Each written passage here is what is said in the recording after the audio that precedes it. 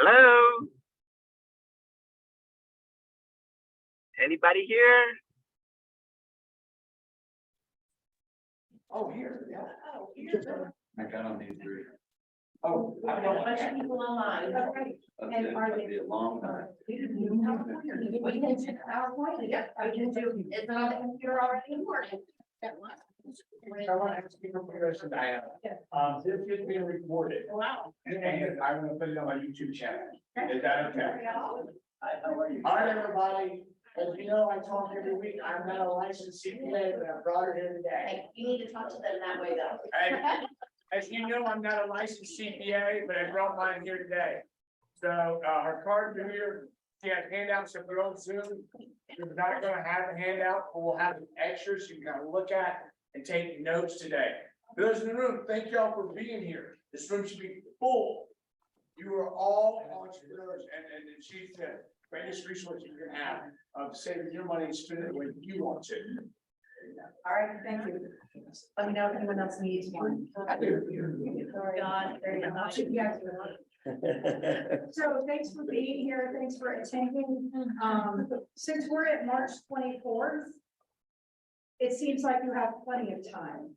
April 18th this year is the filing deadline day. The 15th falls on a weekend. Whatever the Emancipation Day in the District of Columbia falls before and messes with the tax deadline, they give us 2 extra days to file your taxes. If you're not going to be ready, by all means, file an extension.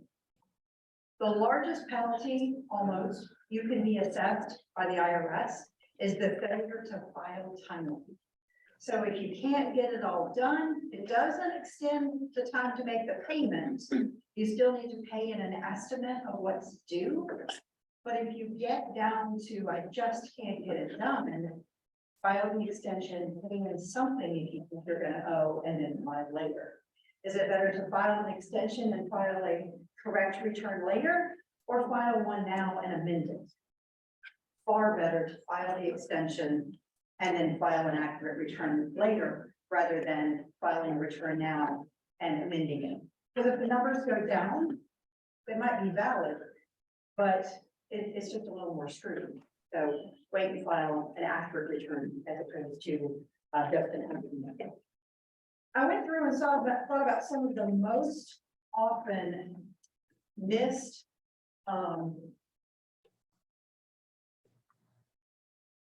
deductions. And so these are them in a nutshell. And I'm going to go through these not in a real granular level, but hitting the highlights. Maybe you've been taking a home office deduction before, but you haven't included in everything. So if there's more that you can deduct, that's just less taxes that you can pay. If you're entitled to the deduction, you should take it. You should get everything that you should deduct. So let's talk about the home office deduction first. And in your handouts in the very back is a more detailed list of everything that goes into your home office deduction. Sometimes people leave out their homeowners association dues. That's part of your home, so that's part of your home office deduction. What about your security system? What about when you have your HVAC serviced? What about when you have your gutter system? That's all maintenance of the home, and that office is in the home. That portion that is your home office should be included and deducted. So make sure that everything that can be deducted is deducted. There's 2 general methods for figuring out what a home office is. It's based on either the square footage of the area used or the number of rooms in a house. Can't be the dining room table at night and the office by day. It has to be an exclusive use area. Got a question? Yeah, so let's say your office is 200 square feet, right? And to make it simple, a 2,000 square feet home, so it's 1/10, right? So does that mean I can deduct 1/10 of the HOA? That's correct. Okay, not the whole thing. Right, on that page in the back of your handouts, here's what it talks about. It's a portion of your real estate taxes, your mortgage interest, your homeowner's insurance, your homeowners association dues, all the utilities, water, electric, garbage, security, and then general repairs and maintenance, lawn care, pest control, gutters cleaned, trees removed, painting, all of that is what you're doing to keep up that home. And that office is a part of the home. You don't clean the gutters in the home, you have damage, that's damage to the home, that's a part of, that the office is a part of. So you want to make sure that all of these are included, because it just adds to the deduction, But only a percentage. only the percentage, Okay. unless it is what you were doing to the office itself. If you put new carpet in the office, if you paint the office, then 100% of that is Right. done. But if you have the outside of the house painted and you have a 10% office, you get the deduction 8%. What if you have a home office and you pay for an additional office space? So it's possible that you can deduct both. For example, I work with a lot of hairdressers. Have you ever been in a salon and you sit in the chair and off to the side is a desk with all of their receipts? No. All right, So they have to have an office at home or somewhere else where they can keep track of their business and do everything associated with their business. So if they do have a dedicated space for that, you can have a home office and you can have another place where you conduct business. A lot of retail stores have the retail store, but there's really not a place for a dedicated office. So in that case, it's possible to have both. But if you are renting or you're in an office and it's not a dedicated space, and I'm not sure exactly what your arrangement is here, but if you have your own desk, it's your space, you pay for it, then that's your office. Now, if you have a space where there's a conference room to use if you need it, then that's not considered an office. That's not 100% use for you. Your office that you can deduct is where you do all of your work, where you can leave all of your information. and it doesn't matter if you don't see clients there, like the home office. Correct, Okay. correct. You know, I had a client once, they had a free, and they had the bottom of their home.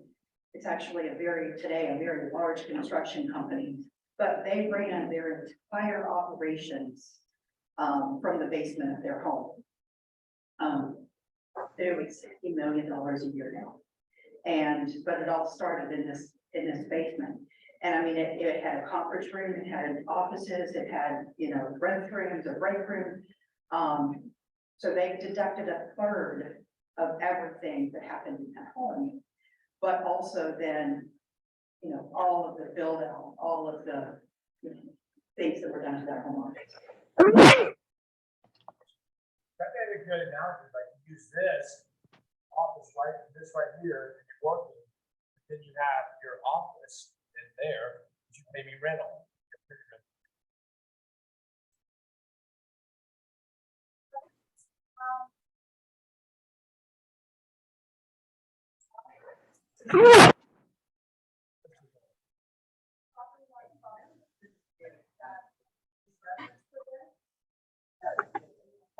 Portion of that can be dedicated to the family. Obviously, you never want to go crazy, but is it part of maintaining the home? So pools don't count. Pools don't. You can make phone calls from the pool and stuff. Well, I'm going to talk about We're that. tight about how long. Okay, so the big expense that you have is automobiles. You can see a house virtually, but it's just not the thing, right? Or a piece of commercial property. So there's two methods. There's the actual method and there's the mileage method. How do you know which one to use?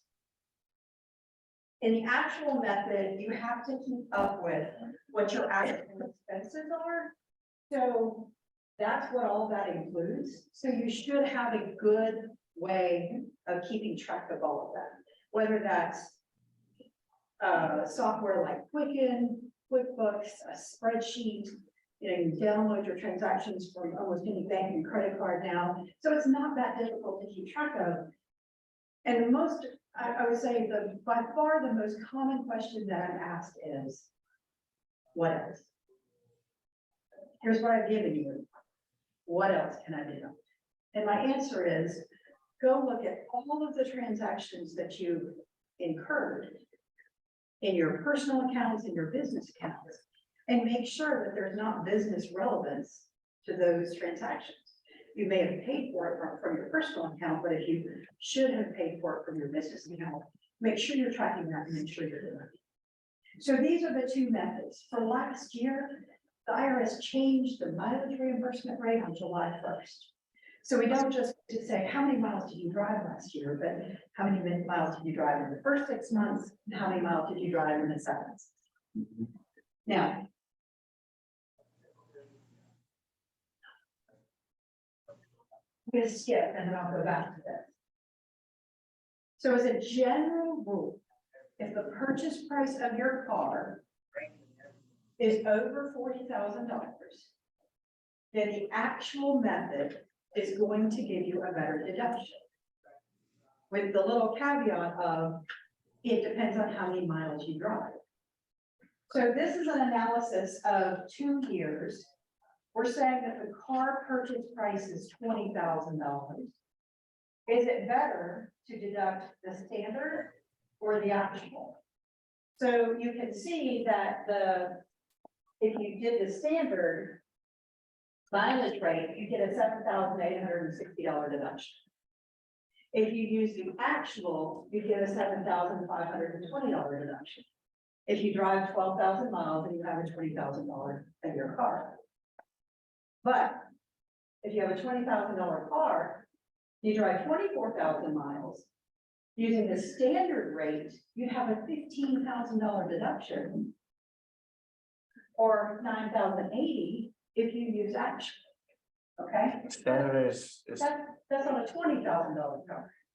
standard is miles, right? Right.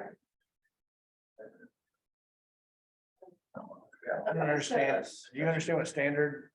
I don't understand what standard The is. standard rate means you get, for this year, 65.5 cents for every mile that you drive. Right. You don't have to keep up with gas receipts, oil changes, Oh, okay. maintenance, tires, how much you bought the car for, 65.5 cents a mile. Tell me the number of miles you drove for business, done. But it might not be the best deduction. Right.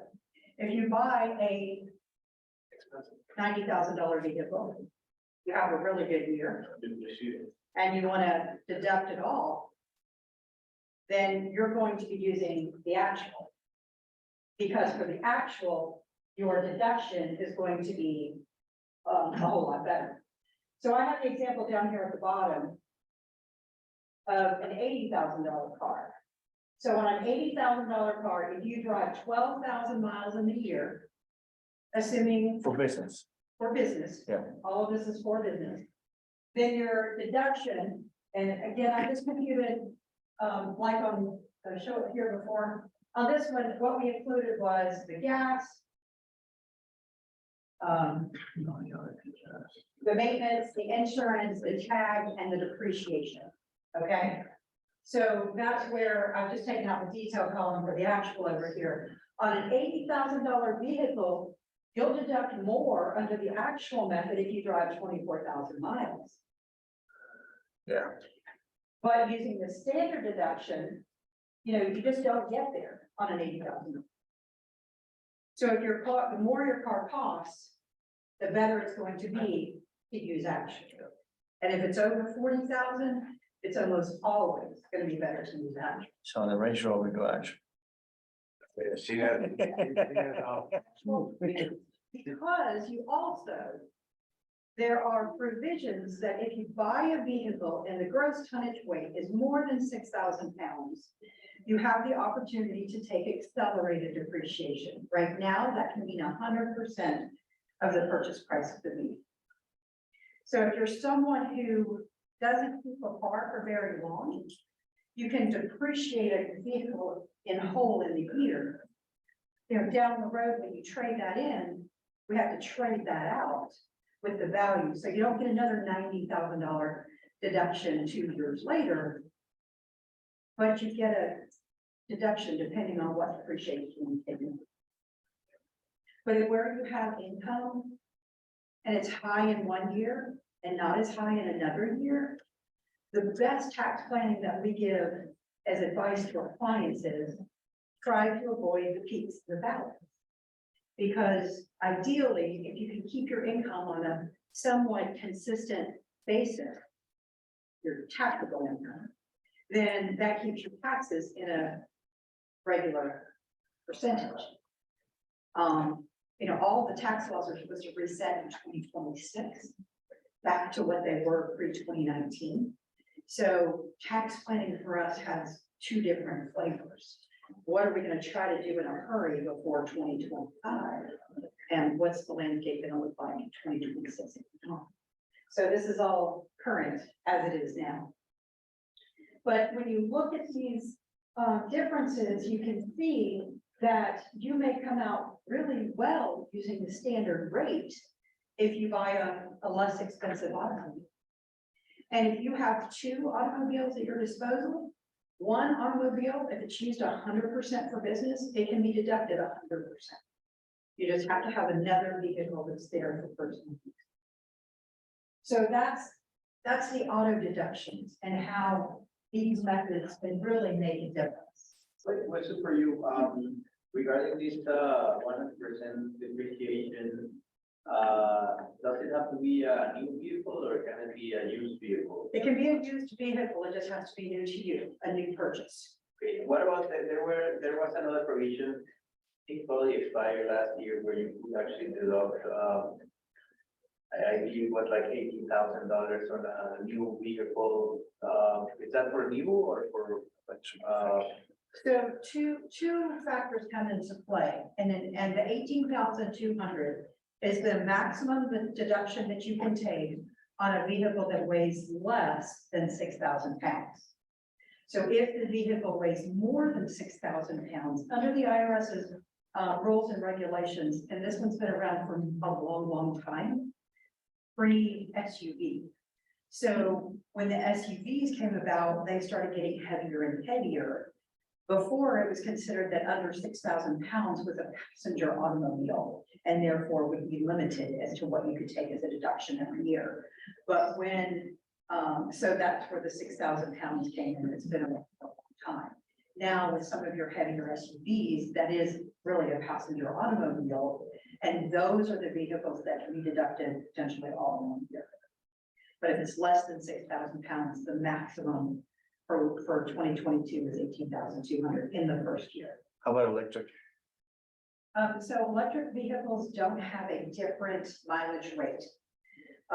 Your cost in an electric vehicle, if you look long-term because of battery replacement, you're going to have years where you have large amounts of expenses, but arguably less amounts But is there like a one-time deduction when you first buy it or anything like that?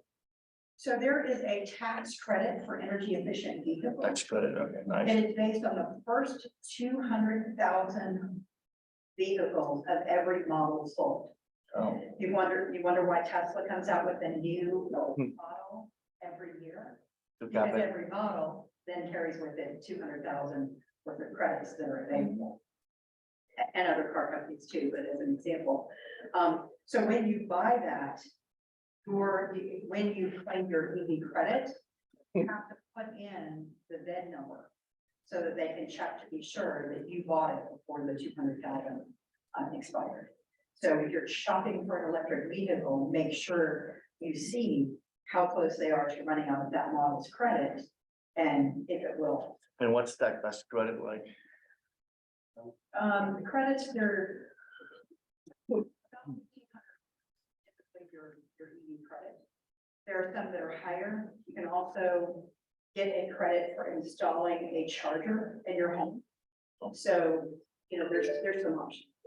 There's residential energy credit too. If you install lighting fixtures that are LED, that was just passed in the fall of this past year, then you can get an energy credit for having installed it. And energy efficient appliances too. All right, so let me go back to this one. So on your vehicle deduction, what you have to do, which everyone needs to do, is track mileage. So if you don't like it, in some of your handouts, and if not, I've got it up here. There's a page about Mile IQ. It's the mileage tracker that I use. There's a code here. It'll save you 20%. I get nothing for it, other than I get my subscription free. And it's a swipe left for business, swipe right for personal, and it keeps track of all the addresses, it keeps track of what you would need generally to keep track. The mileage rate for 2022, as I mentioned, was 58.5 cents the first part of the year, 62.5 cents. And the IRS goes out and does polls on, what does it really cost when you go back and add up all of these expenses? Now, this is just a model, of course, that I gave you. I had an estimate of the insurance. So depending on the car, your insurance may be significantly more.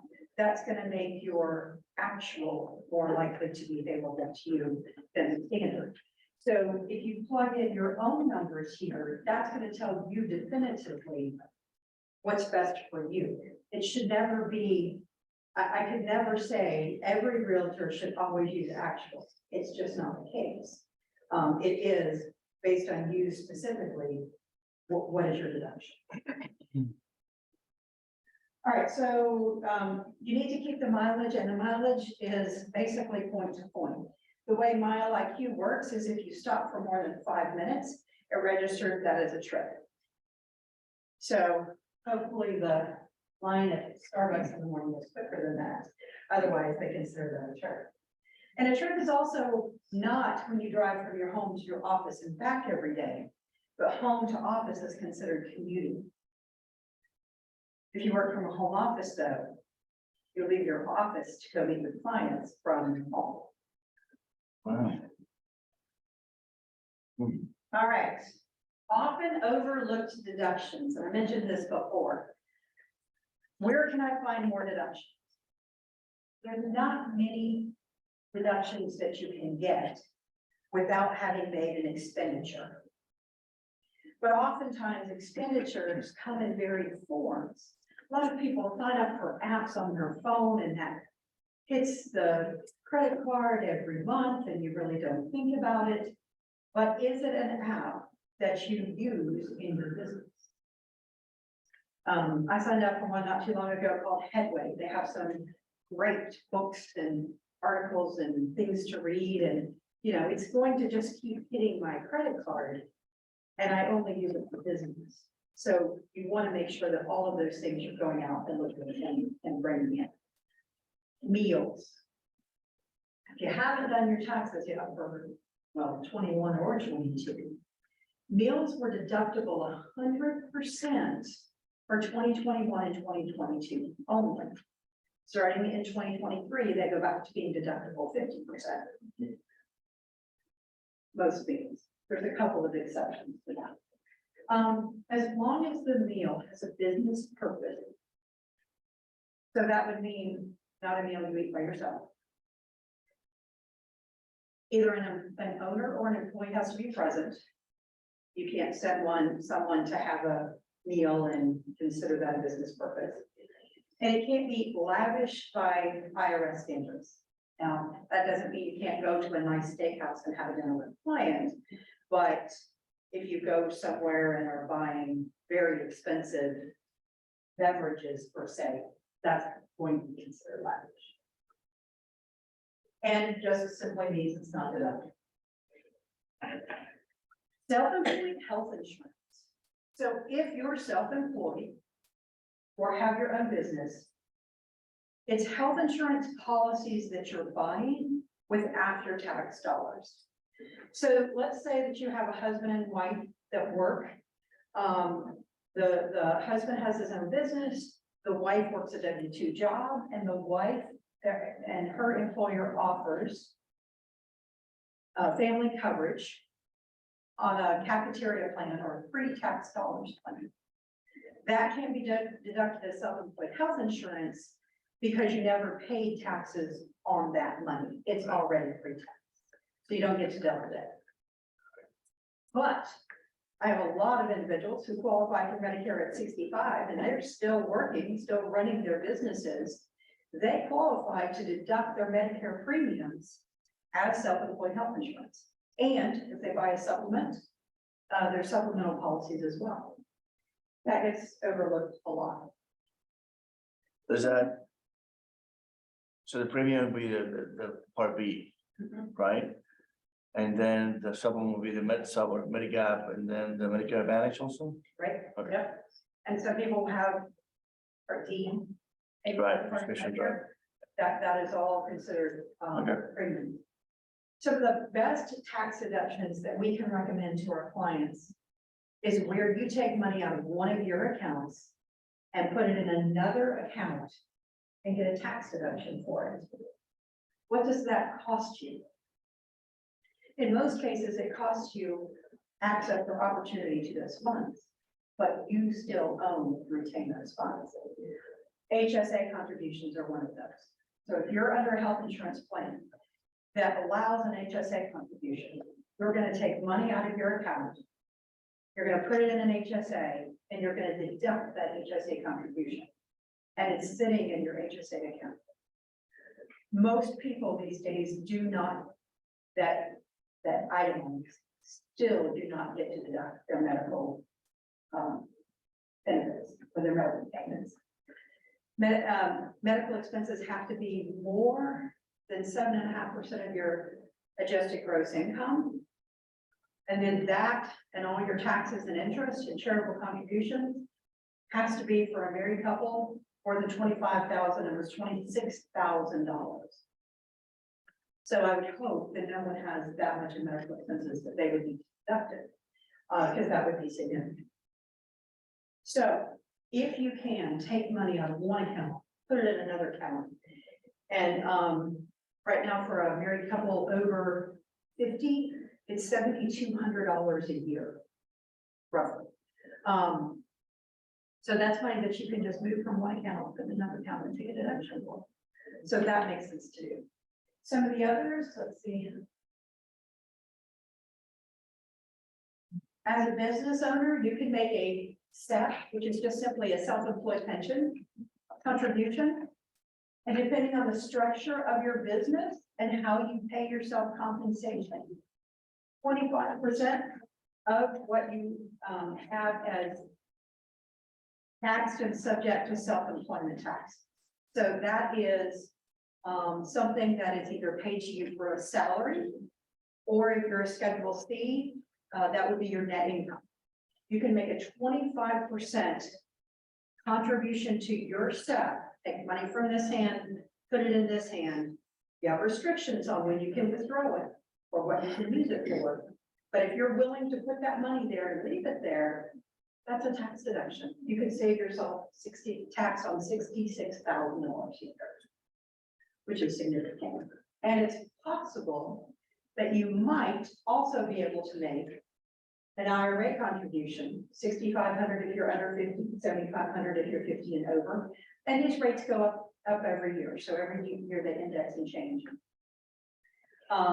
But again, you're taking money from one account, putting it in another and getting the same taxes. It is the most logical, easiest to do. Something happens down the road, you haven't given that money out to somewhere else, but it's saving money on tax. So if can me and Marla do that together and do 15,000? It did have individual. Is that just So it's $7,500 per person. So as long as you both qualify, yes, $15,000. Okay. You can put it in IRA if you qualify. Now, there's income limitation. So if your income's too high, you can't make deductible IRA contributions, But that's taxable income we're talking about, right? taxable income. Okay, correct. so if you expense the heck out of it, bring it down, but Right. adjust it, and, okay. Right, and, you know, different benefits come out. You know, we have the traditional, what used to just be called the IRA, forever and ever and ever. Then we had the Roth IRA come about. Roth IRAs are great, but they're after-tax dollars that you put in this account. You don't get a deduction for it. You're limited on what you can put in. Your income can't be too high. So I had to write an email to a client yesterday and I said, okay. You made traditional IRA contributions and you exceeded the income limit, so you're gonna need to take them out. Take them out, I'm sorry, they made Roth contributions.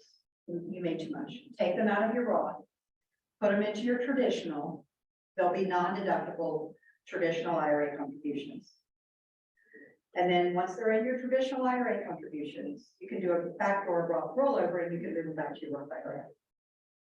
So yes, they're gonna have to move the funds from their Roth to their traditional. We report it that way and then they can move them back.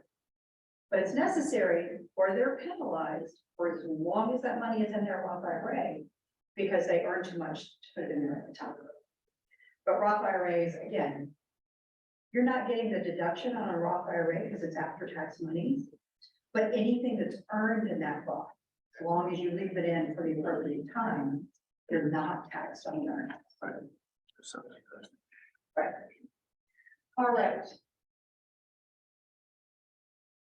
So then there's also something, and this is like a step up. Tony, this is what we were talking about earlier. And it's a real estate professional. Now, that's not the IRS getting involved in licensing real estate agents or realtors. What it is it's a definition in the tax code about a person who qualifies as a real estate professional. And there are specific requirements. More than half of the total services that this person performs for any business has to be regarding real property trade or business. And they must commit at least 750 hours or more per year. So if you have a person who owns multiple properties, this could be commercial, this could be personal, this could be someone who's a real estate agent, but also holds properties themselves, then they could potentially qualify as a real estate professional under the IRS's definitions. And the reason that that's important is because one, they might potentially be able to avoid the investment tax, which is 3.8% tax on any taxable income over $250,000, potentially. And also, if they have properties where they have losses, the amount of the losses that can be deducted is limited. If you are not a real estate professional, that doesn't mean a real estate agent or a realtor. That means IRS's definitions. But if you meet these qualifications, you can take losses beyond what someone who's not can. That's significant when you have someone who has income from multiple income streams. So they don't necessarily, they're not necessarily able to deduct their real estate losses from their other ordinary income and gains unless they meet this definition. So had a husband and wife, husband works W-2 job, nothing to do with real estate or realty, and the wife managed their multiple rental. This was meeting people at the houses for repairs, doing all of the work for tenants and everything related to the property. Documented the number of hours, and they could come up with that she was eligible to be qualified as a real estate professional because the extent to which she was involved in this. So this happens a lot more when a person is elevated into maybe commercial properties that they own, but one of our client with the most rental properties has 40 individual rental properties. And he keeps track of them through QuickBooks, using classes with each property. I think people in my office fight about who has that. So if you are looking for what else can I deduct? How do I lower my taxes? What have I not thought at before? Look at where all your money is going. It's also what we help when we're working with someone on financial planning. How can you, increase your wealth? Look at where what is coming in is going out. And if you can steer that in the right direction, cut that back, or figure out if you are paying for things that have a business purpose, that you're not deducting. That's where you want to start. But also, when it comes to this time of the year, we make a lot of recommendations for making contributions to things like the SEP and the IRAs and the HSAs. Know your available cash. You know, this money that you put into these accounts has restrictions on how it can be withdrawn. So as long as you know you can put it in there and wait for a medical expense. I've got one client who's put money, the maximum amount into an HSA every year and not ever taken out a dime. Because everything that that account earns is non-taxable as long as it's used for medical expenses. So eventually, he says, when I'm on Medicare and have medical expenses and they're not going to cover it all, I can use that and I'll have far more. It's a tax-free savings. So that's an option. All right, any questions? First question is, most important is, all these deductions you talked about, is this necessary to have an incorporated or LLC, or is it personal also, you can deduct all this for a realtor? Everything that I have talked about is deductible, like the mileage, the home office, all of that is deductible, whether you have a business, a formalized business, or whether you're self-employed. So either way, if the business deducts it, there might be different forms to fill out. Mhm. You know, on a personal return, there's a form to detail out what a home office, how you got to your home office deduction. It can still be deducted in the business return, it just doesn't require that extra form. So difference in substance, the same at the end. But wouldn't you recommend everybody who, especially in the real estate world, that they have an LLC? I recommend everyone who's in the business world that owns anything to protect themselves in some way. And in Georgia right now, LLC seems to be the most advantageous way to do that. And so that puts that business into its own entity. And so like how you claim the home office there, because the home office on your personal, it's a difference. Last time I was here, I talked about the salary. If you have the LLC and you make the election to be taxed as an S corporation, you have to pay yourself a reasonable salary. That salary goes back to that 25% in the SEP. So, you know, then we have lots of opportunities for tax savings versus being self-employed or being in an S corp. Have to pay yourself a reasonable salary, but you have some really good years of some good income. That 15.3% Social Security and Medicare tax on the first $148,000, that's a tax savings opportunity. But you also have to keep in mind, what do you want your Social Security benefits to be when you retire? Actually, you don't want to care what your Social Security benefits are going to be when you retire. You want to build the wealth that's an eligible item. But being smart about what you have as salary for then means you take those savings, you invest in yourself and let that grow. Instead of trying to come, get a couple extra dollars a month in benefits. Second question is this the best way you think so for us is to open up an LLC and file as an S corp if you're an individual? Yes. Right now, given the current situation, given tax laws, given everything else, that's going to be your best bet as a realtor to open an LLC, run your business through the LLC, and make the election to be taxed as an S corporation. Thank you. As a realtor, should we pay our taxes monthly, quarterly, yearly? It's minute quarterly. That depends. Okay. Our favorite answer. So if you're a realtor and you have an LLC and you're taxed as an S corp, you have to pay yourself a salary. Now, I work with a lot of realtors whose income varies month by month. And so to set out and say, I'm gonna pay a $10,000 a month salary at the beginning of the year just doesn't make sense. It's not fiscally responsible. So we either look at the end of every quarter, or in some cases, we look at the end of the third quarter into the fourth quarter, what has happened, and then pay yourself a salary. So, but in those instances, still, you're paying in your taxes as part of your salary, not necessarily having to make quarterly estimated taxes. You know, it's a kind of a running joke in our office.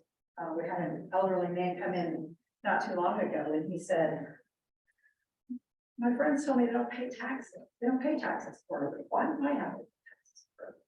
So, well, you're lucky. You have to pay taxes quarterly. Because you have a lot more income than me.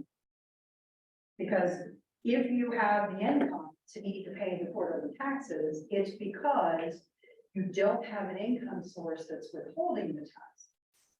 Now, could he have more withheld on some of his income coming in? Yes, but you typically don't have income withheld on interest and dividends or capital gains. Right. So if a person has that steady sort of income that generates tax, then they may be required to make estimated tax payments and they don't even have a business or a job or just have investments.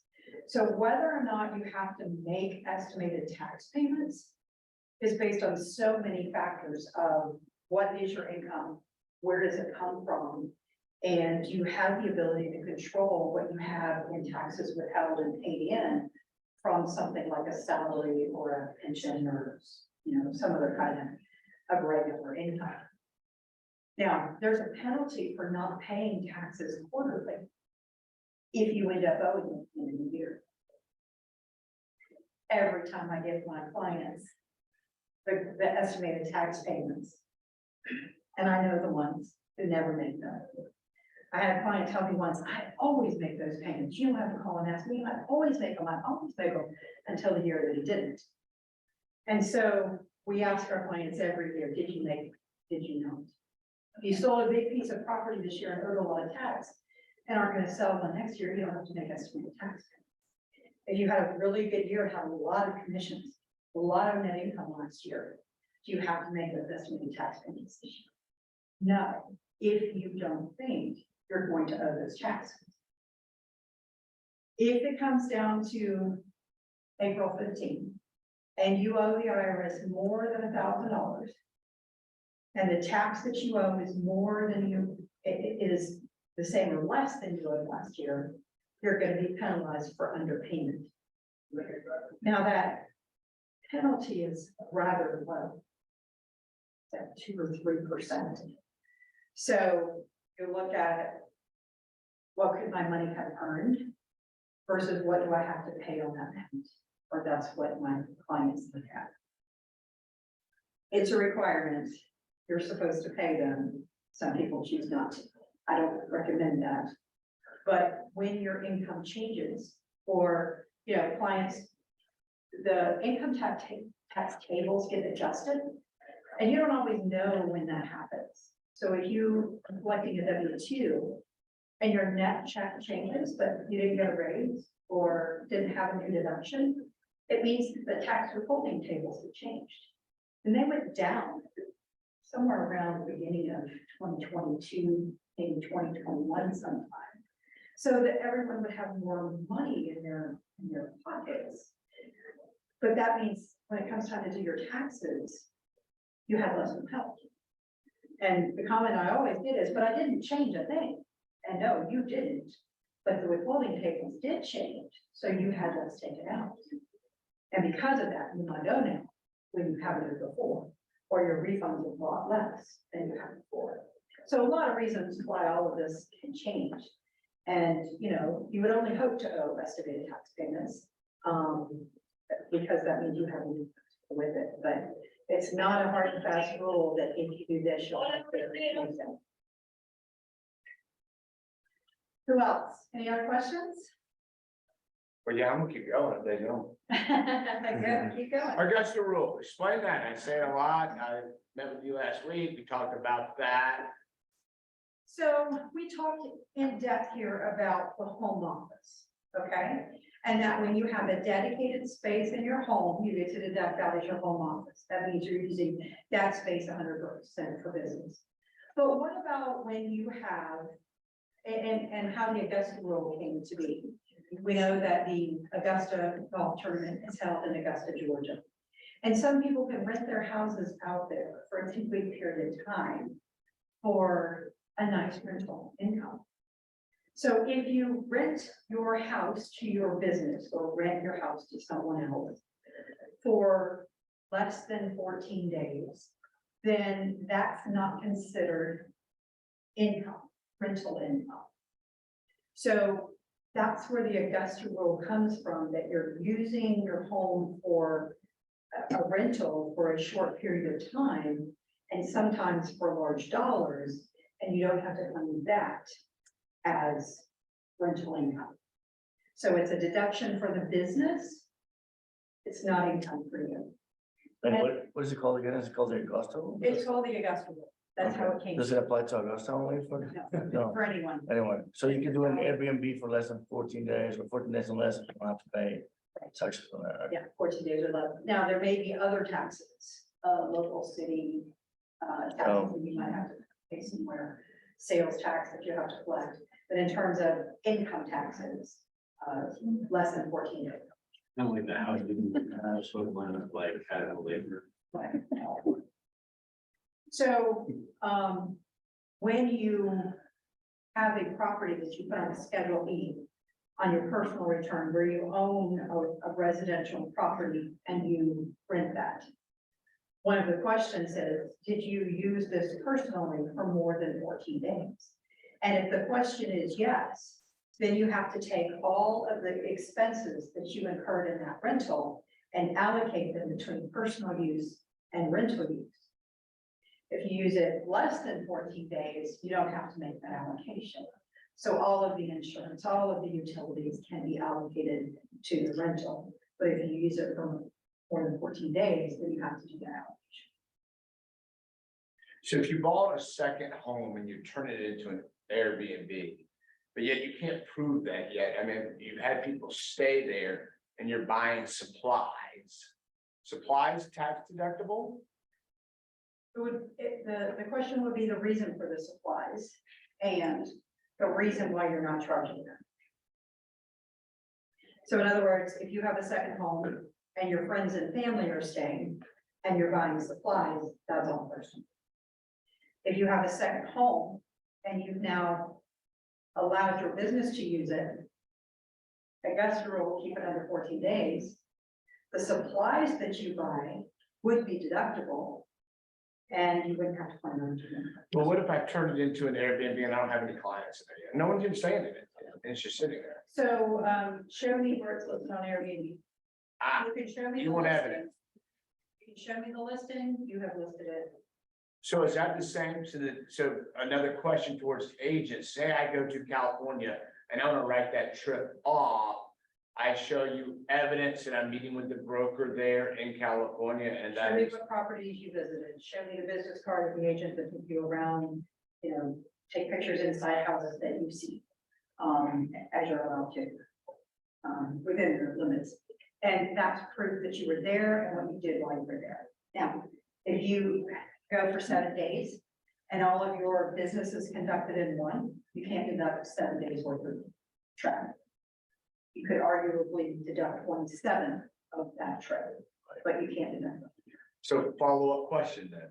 So I have that Airbnb and it's just, no one goes to it. And my mortgage is $4,000 and I say I can get $2,000 a month. That's a very reasonable in the area. And I don't have anybody going there. And can I write, and I show you Airbnb and I show you what, I can write that loss of 8,000. per So month. if you own a property and it is available for rent and being marketed, Yep, then the expenses that you incur are deducted. expenses. So the mortgage and then the light bill and all that stuff, so 4,000. The mortgage asterisk, because some of that's principal, that you can't deduct. Okay. Although you depreciate the unit. Right, okay. So that's the one thing too, that real estate investors like for owning real estate. My son's a CPA, and as he said, have someone else pay your mortgage. And that's exactly what you're doing when you're renting. So let's say you rented a property, got a 30-year mortgage, kept the property for 30 years. At the end of 30 years, your mortgage is going to be paid for. And the tax value to you of your property is going to be zero, because you're going to have written it off over that period of time. But your mortgage is paid for free and clear, and you've probably gotten a tax deduction during that period of time. So in terms of someone investing in real estate to accumulate their increase their wealth, it is a great idea and opportunity. The expenses related to that property can be deducted, but you do have to have that property available for rental, marketed. You know, if it goes on for a long period of time and it's not rented, the question is going to be, are you really in this to generate income? Right, Because you have to have that profit motive for it to be. Is the expense to Airbnb, is that tax deductible? Correct. So, when you sign up with Airbnb, what gets deposited into your bank account, they've already withheld their fee. And this is one thing too that we make sure of with real estate agents, the 1099 statement that a broker issues to the agents has the gross amount of their commissions. But what actually they receive has deducted from it fees for, you know, the brokerage fees, some commissions, some expenses.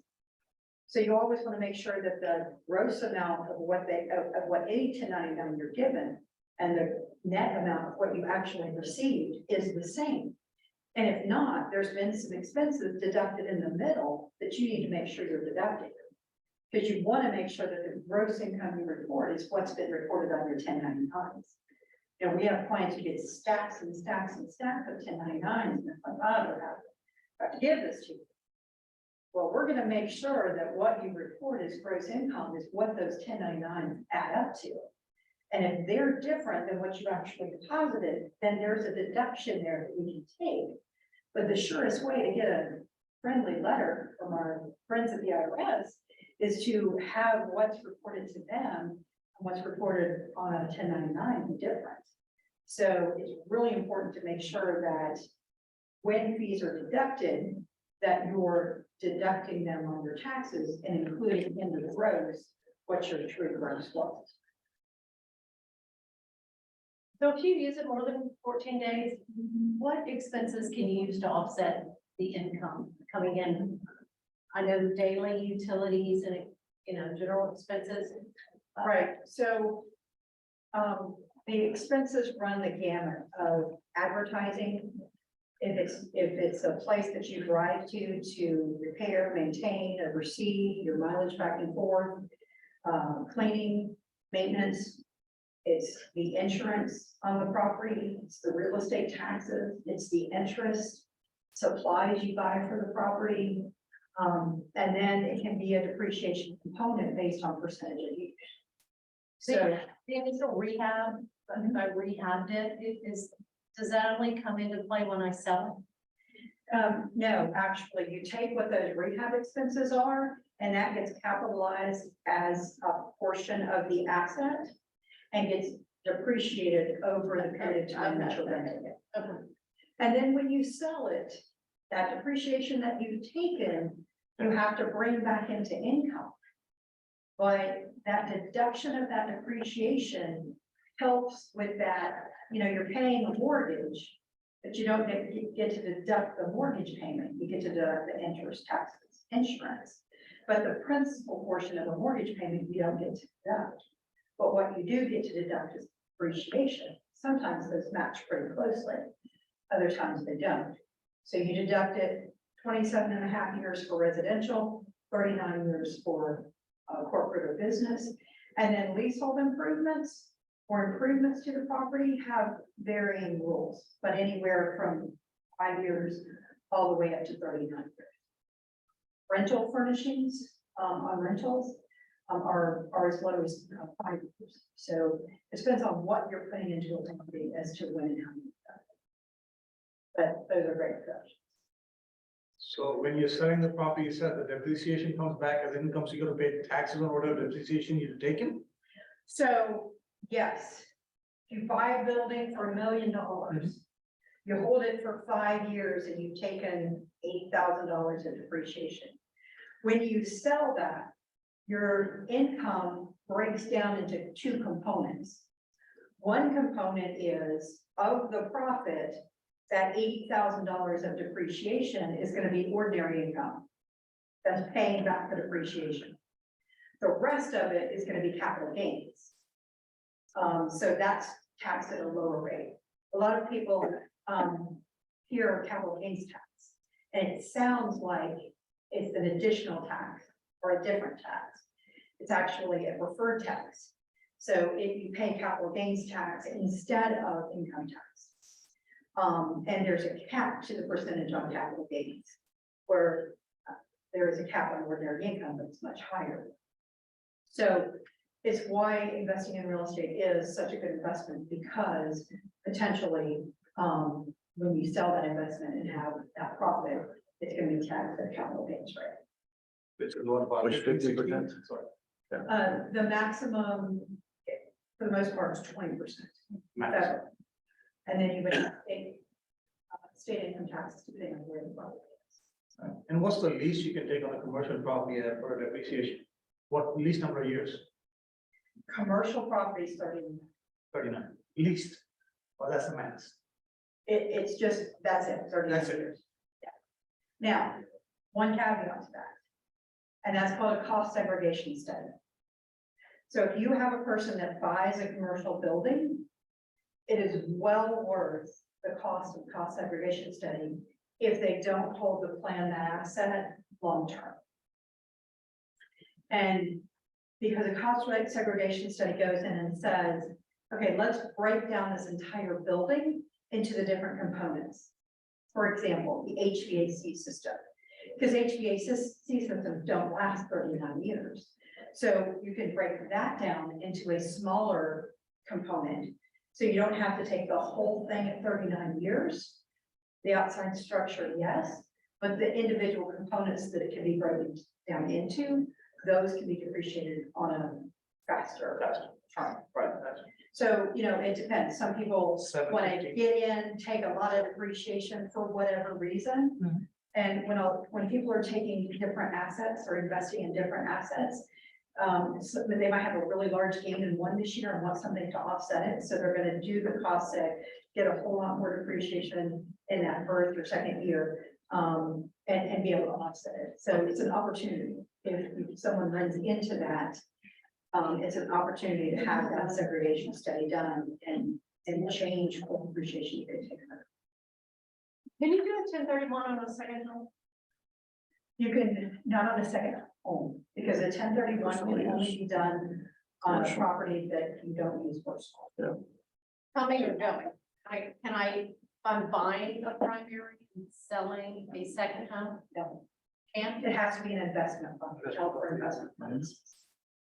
So if it's a personal home, whether it's first home personal or second home personal, it can't be used in a 1031 exchange. and a second home that I'm Airbnb is not. That's not a second home, that's a rental property. So if it's not what you would consider a second home, Like home in the mountains or. so if you have an investment property that you are renting through Airbnb, you can do a 1031 exchange on that, absolutely. Okay. But We're just if calling you it have a vacation home something different. that you use 3 weeks out of the year, you cannot do a 1031 exchange on. Because that has personal use more than 14 days. Or 14 days in the language. So what I'm calling, a mortgage calls it a second home under those circumstances, but you're calling it, yeah. So I could, Tax laws would call that an investment. does the new house have to be a primary? Can it be another? The new house property? cannot be a primary, the new house has to be an investment property. For tax purposes. Sure. Church contribution. Church contributions are deductible, but they may not lower your tax. Because you have a standard deduction every year, each person $12,000. So all of your contributions have to add up to be real estate, taxes, interest, and charitable have to be more than 12,000. before they'll reduce your taxes. So are they deductible? Yes, but they may not reduce your taxes. Thank you. So a few pointers, if I'm going to a client, what are the best pointers I give them? Hey, you should invest in rental properties or investment properties. What's the advantages to them? The advantages to rental properties as a whole, whether it's residential or commercial, is that you can have positive cash flow and a tax deduction. And what is the tax deduction? Briefly, It's the depreciation, mortgage So- interest, more than interest. It's the depreciation of where you're writing off the value of that property. You have an outlay to acquire that property. But the depreciation is what you're taking on that property as a deduction. And so you're depreciating that, but you could have positive cash flow. But can you deduct also the mortgage interest and, You can deduct the mortgage Principal, interest, you the can deduct the taxes. taxes. utilities. It is a wealth accumulation strategy because someone else is paying your mortgage to obtain that property. And at the end of the day, you hold it long enough, the property's paid off. It was rented the whole time, and you have an asset. It's odd that the value of these assets go up, but you depreciate them down to sometimes as much as zero. And so you've got to take the deduction, but you've increased your. What So- question, Larissa? One more question, and then I'm gonna go ahead. This is something to consider, it's sort of like a question, but something that maybe you're interested in. So, I was looking on the internet and they say that the average, a house, a residential home, normally lasts in the US between 70 and 90 years. Yes, so in theory, you're gonna knock down the house after between 70 and 90 years. Of course, there's some houses that will last, years and years, 100 years, but those are like, national treasures or whatever you wanna call them, okay. But now, you see all these tax increases on the counties, and you have houses in, that are 50 years old, it's normal. And then the tax assessor increase the value of the house. And you see them, like they say, okay, yes, this property is worth $300,000. And the lot is worth $50,000. And then you see the house is 50 years old. Do you think there's a way to fight the tax assessor? So those Using are these, property taxes as opposed to Yeah, income no, taxes? they assess the value of the house, like, like it's $250,000. Is there a way to fight them? Absolutely. You need, good relevant data to what other properties in the area have either sold for recently or are valued at. And so every year, that's why the counties send out a tax assessment to say, this is what we deem your value to be. And I personally have bought an assessment and been successful through the help of a realtor with comparable data on homes that have sold in the area. But they do sell for that value, but Then how can you argue that's not the value? the issue is that, in theory, you're gonna have to knock down the house. Like the house is 50 years old, it's not gonna last, in theory, it should last 90 years maximum. Well, according to the curve, yes. Right. Yeah, I mean, that's the way property taxes have been assessed, is based on what you have right now. Yeah, but When someone else will buy that.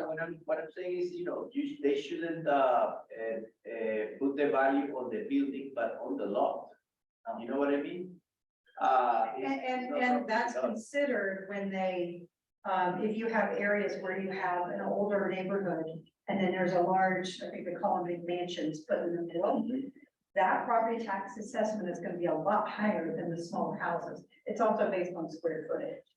So it is based on one area, but two, what the actual house or property has been developed into. Yeah. So here's my challenge to all. First of all, thank you, Diana. Thank you. She charges by the hour and my hour's going over and she's in overtime now. So I want to make sure I get her back so she can work on my taxes because I am very difficult. And she knows that. She'll say, yes, that is true. But I would challenge you, if you're doing your own taxes and you're a real estate professional, get a professional who's gonna handle this for you. Pay money so that you got somebody, she changed my life, she changed my wealth. We have great conversations around the things that I use and the things that I do, and I am a pain in her tail, her backside, because I'm always asking questions and we're not paying what I'm supposed to, or doing what I'm supposed to. But yes, she's changed my life.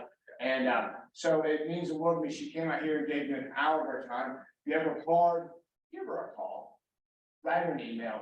She's very good at that. Or you come and sit with her and she'll charge you, like, did me $2,000 an hour. Okay. I can assure you, I paid a lot more taxes than after listening and everything, what she's shown today. I already filed my taxes, I paid a lot more. And she understands. I always tell her, I just want to go put my toe in. I don't want to go to jail. And so we look at everything, and she understands the real estate profession. And there's a difference between me and going through QuickBooks and just doing it yourself or your friend. There's a CPA that understands, and she just told you how to build wealth. And she was really like into y'all's wealth. So in his case, can he file an amendment before it exists? I don't want to invite IRS in my door. No. But theoretically, That the IRS has delineated, starting last year to this year, and it's called a superseded return. So as long as you file an updated return prior to the first filing deadline, it's considered a superseded return. The old return just goes away. It's not an amendment. You're not. Oh, Yeah, and by the way, those 30+ people, thank you, and here and online, thank you all for supporting Diana, and I want to be able to get her back here, to come and support you guys. Probably once, every 6 months, if that's okay, and then have different questions, so. Anything before I get Diana, if you got more, just come see her, and I don't know how much time, but her time is very, very valuable, and, yeah. Any other questions? So, no, You're okay. it was more like a comment, you know, because maybe you guys, if you would understand. Yeah. All right, guys, thank you all so much, Diana, thank you. thank you. Well, I did check all those guys. Thank you so much. Absolutely. Thanks for being here. Don't forget your diet.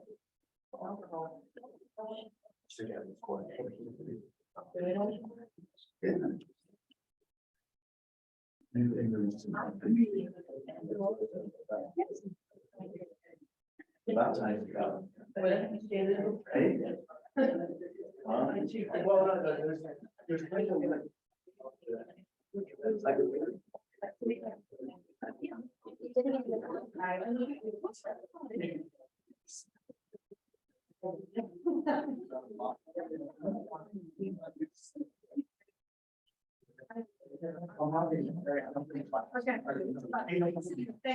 you, Diana.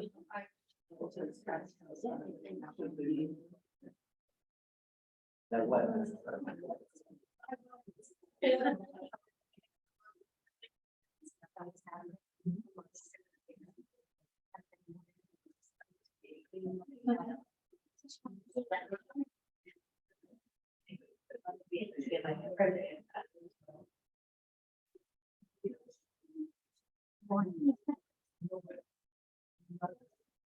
They mean, but yeah, yeah.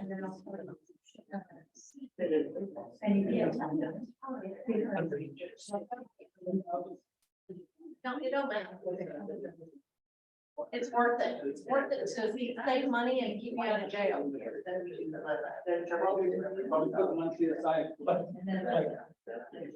Like if the tax going goes.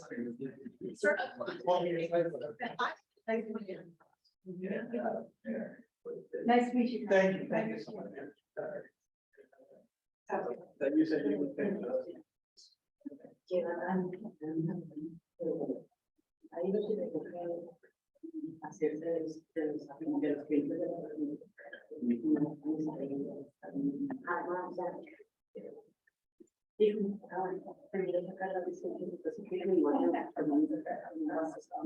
Bueno, no, es que hay que trabajar con mi padre. Y trabajo para el padre. Y aquí yo tengo un amigo,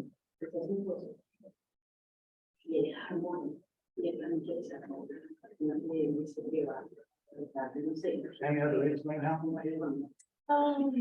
Say is a little better. A little bit, mortgage rates inched down to the lowest level since early February. So probably, yeah, probably at 6.38 maybe.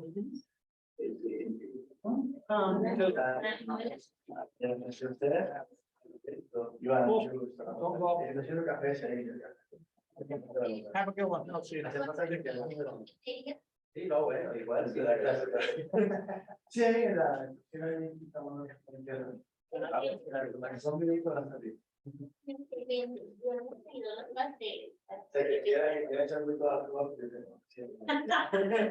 Está muy temprano. Ya casi la. Casi, casi. Ya casi se puede. Yeah, really. Those are nice questions. They did. What happens when stuff, oh, that's bad. Bien, entonces Hola, ¿cómo estás? Buen lo día. que es el broker y ¿Cómo te va? Bien. porque está el banco, y está el mortgage loan o el de la persona que se puede comprar y que va a comprar la casa. O sea, Eso no esa pasa. persona, no, esa persona que es Bueno, que sí, está facilitando la obtención del crédito para el cliente final y es igual que el riesgo en una obligación financiera por el cliente que tiene que velar por su interés, que la persona no vaya a meterse en un crédito que sea tipo con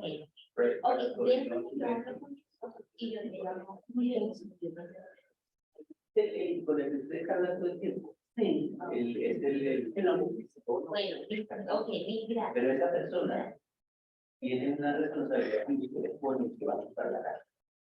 Y si ya lo sabe, le puede buscar a la televisión de Morena por la cual van a revisar en su Facebook. Sí, si todo sale bien, no pasa nada. Pero si esa persona se. Pero después de si se demora. Que pasen un excelente día de fin de semana. No, pues, no es oficina de eso. Ah, bueno, ahí. Acá se olvidó, entonces, Entonces, se cuelgan las cosas. Lo pueden llamar. Si no se cuelgan las cosas de la persona, sí, pero pues